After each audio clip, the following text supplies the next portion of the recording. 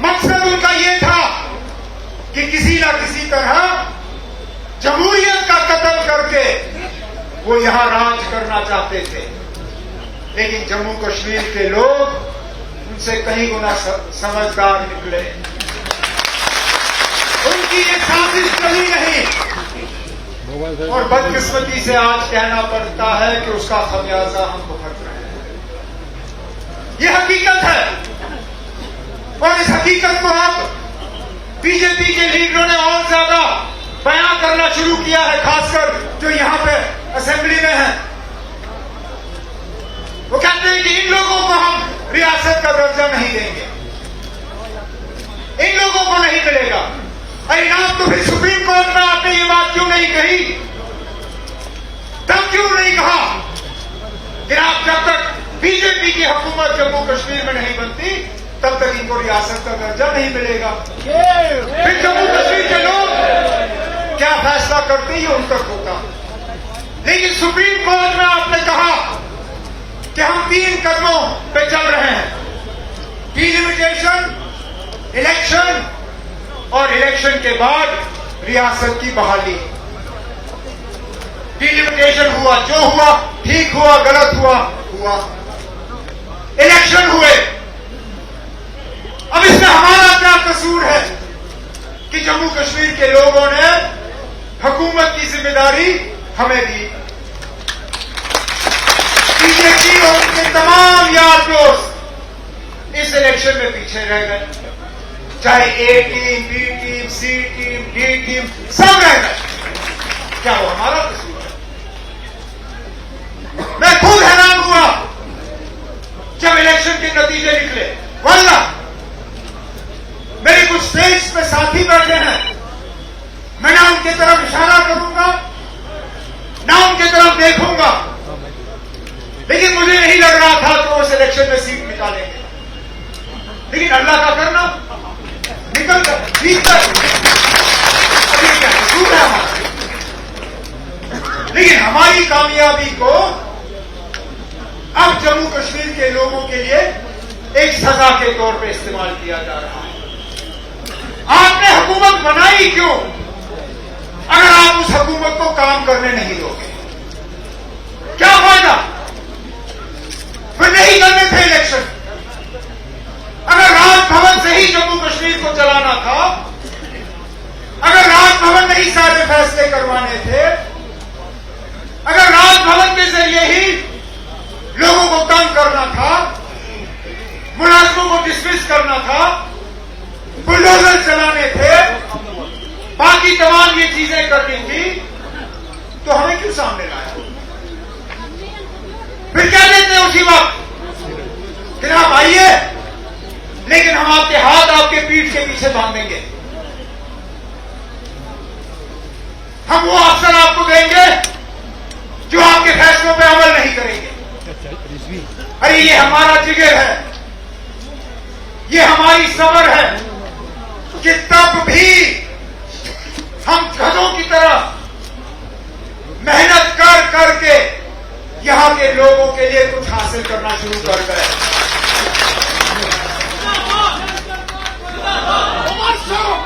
बैठिए ना, लेकिन आज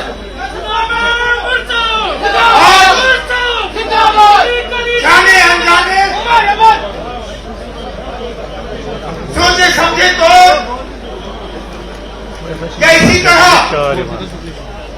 हमें आज ये पैगाम दिया जा रहा है कि बिना एहतजाज किए हमें कुछ नहीं मिलेगा।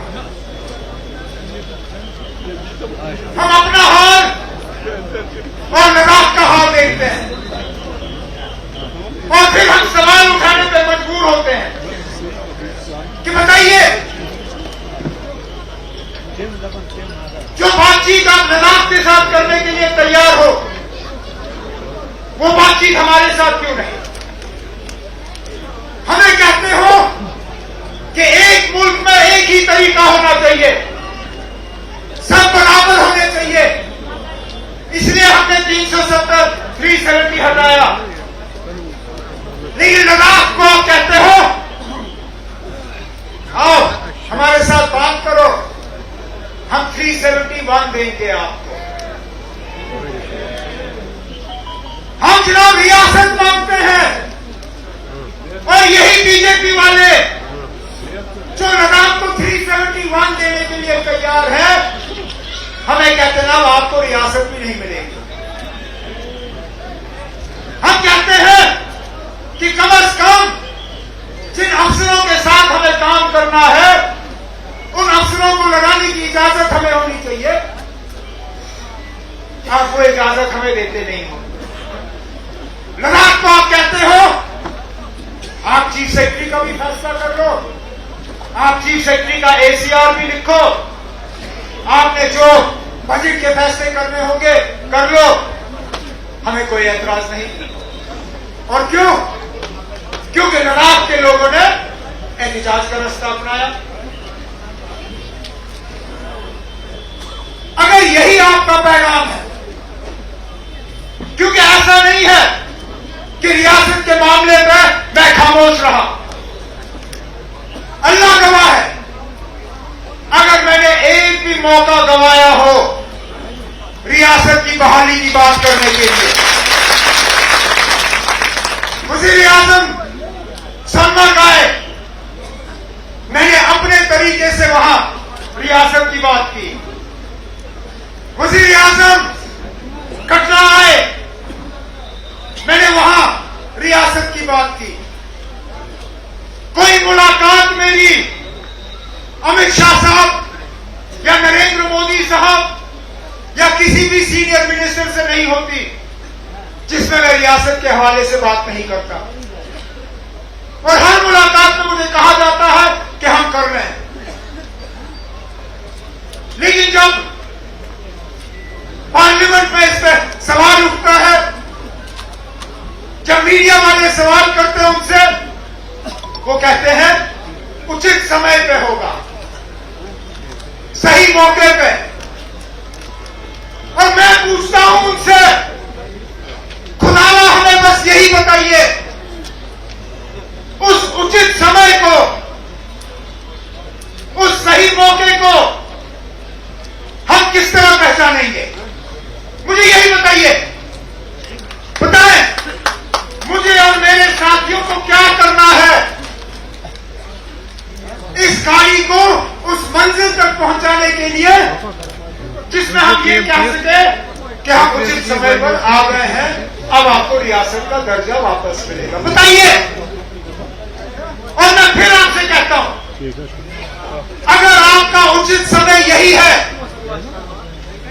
कि जब बीजेपी की हुकूमत बनेगी तब यहां रियासत का दर्जा वापस मिलेगा, तो खुलेआम कम से कम इतनी तो हिम्मत करिए, इतनी हिम्मत करिए कि किसी बड़ी तकरीर में, चाहे पार्लियामेंट के अंदर या किसी बड़े जलसे में, आप अपनी तकरीर में कहिए कि जब तक जम्मू कश्मीर में बीजेपी की हुकूमत नहीं बनती तब तक यहां रियासत का दर्जा आपको वापस नहीं मिलेगा। ठीक है, फिर हमें जो करना होगा हम करेंगे। कम से कम हम इस धोखे में तो नहीं रहेंगे कि आप अपने वादे पर कायम रहोगे, कि आपने जो वादा जम्मू कश्मीर के आवाम के साथ किया है उस वादे को आप पूरा करोगे। कितने इलेक्शन कराओगे आप यहां पे स्टेट हुड के भरोसे? आपने रियासत का वो नारा देते हुए पार्लियामेंट का इलेक्शन कराया, लोगों ने पार्लियामेंट के इलेक्शन किए। आपने असेंबली के इलेक्शन किए, लोगों ने उसमें भी बढ़ चढ़ के हिस्सा लिया। अब आप कहते हो पंचायत के भी इलेक्शन और लोकल बॉडी के इलेक्शन होने चाहिए, हम भी कहते होने चाहिए, लेकिन जिस तरह आप कहते हो उसी तरह हम भी कहते हैं पंचायत के इलेक्शन और लोकल बॉडी इलेक्शन उचित समय पे होंगे और वो समय हम तय करेंगे। ये उचित समय ये दोनों तरफ से चलता है। ये उचित समय सिर्फ आप ही नहीं तय करते हो, हम भी तय कर सकते हैं उचित समय क्या होगा। मजाक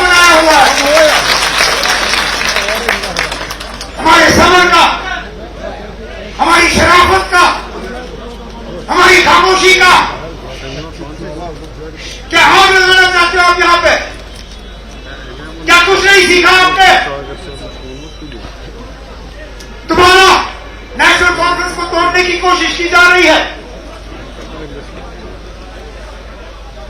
और आज जहां आपके पैसों की लालच नहीं चली, जहां आपकी मिनिस्ट्रियों की लालच नहीं चली, वहां आप बंद कमरे में मेरे एमएलए को कह रहे हो आप हमारे साथ, आप जब आओगे तो हम आपको रियासत देंगे।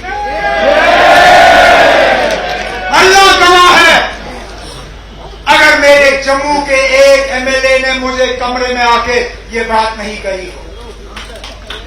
सुप्रीम कोर्ट का बीजेपी का एक ओहदेदार, सुप्रीम कोर्ट का वकील, बीजेपी का ओहदेदार मेरे एक जम्मू के एमएलए को बंद कमरे में कहता है हम 20 से 30 करोड़, 20 से 30 करोड़, एक मिनिस्ट्री और रियासत का दर्जा, आप हमारे साथ चलो। उनको लगता है कि इन लोगों का ईमान इतना सस्ता है। देखिए यहां स्टेज पे एक भी आपको नजर नहीं आएगा जो 20 करोड़ में क्या 100 करोड़ में अपनी ईमान बेच के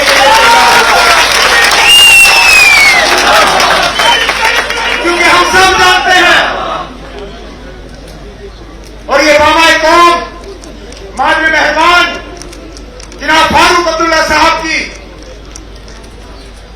मुझे सिखाया हुआ सबक कि हमें अपने करतूतों के लिए, अपने किए हुए के लिए इस दुनिया में जवाब देना होगा या नहीं देना होगा।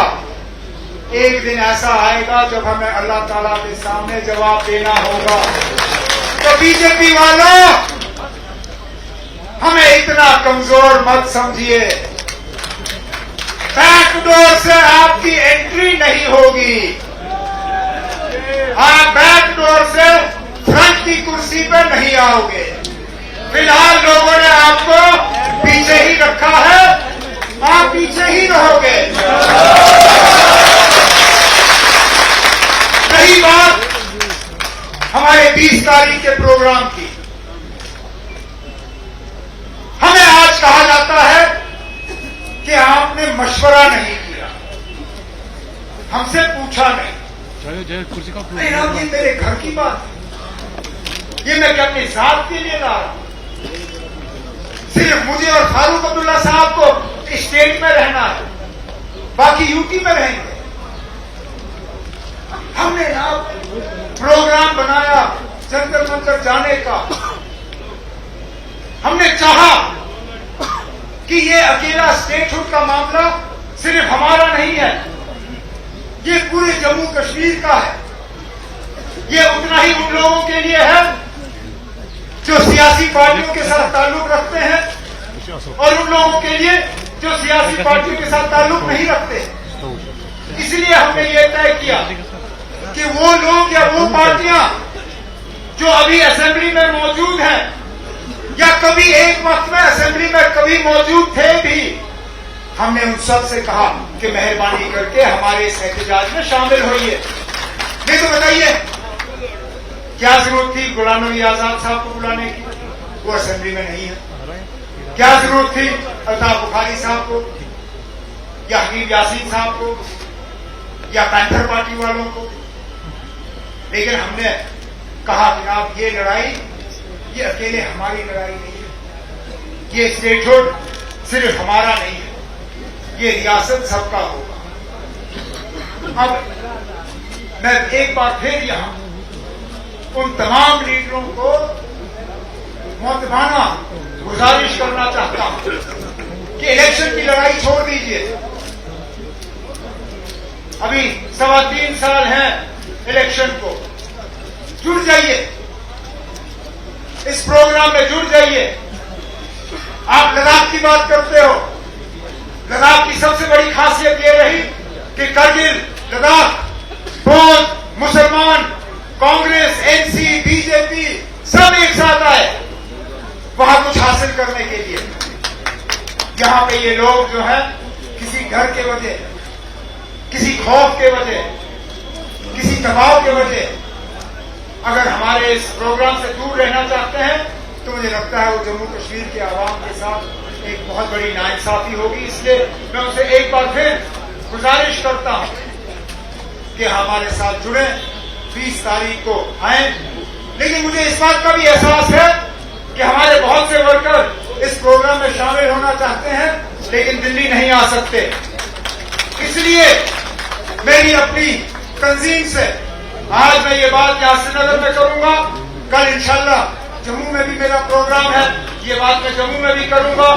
मेरी आप सबसे गुजारिश है कि तंजीमी तौर आप जितने लोगों को शामिल कर सकते हो करिए और 20 तारीख को डिस्ट्रिक्ट हेडक्वार्टरों पे एक एहतजाज का प्रोग्राम रखिए। उस एहतजाज के प्रोग्राम में और किसी चीज का जिक्र ना करें, किसी तंजीम का जिक्र नहीं, किसी इलेक्शन का जिक्र नहीं, किसी और बात का नहीं। वहां सिर्फ एक नारा चलना चाहिए कि रियासत, जम्मू कश्मीर की रियासत का दर्जा जो है वो बहाल करो, बहाल करो, बहाल करो, बस इतना ही। इंशाल्लाह ये शुरुआत है।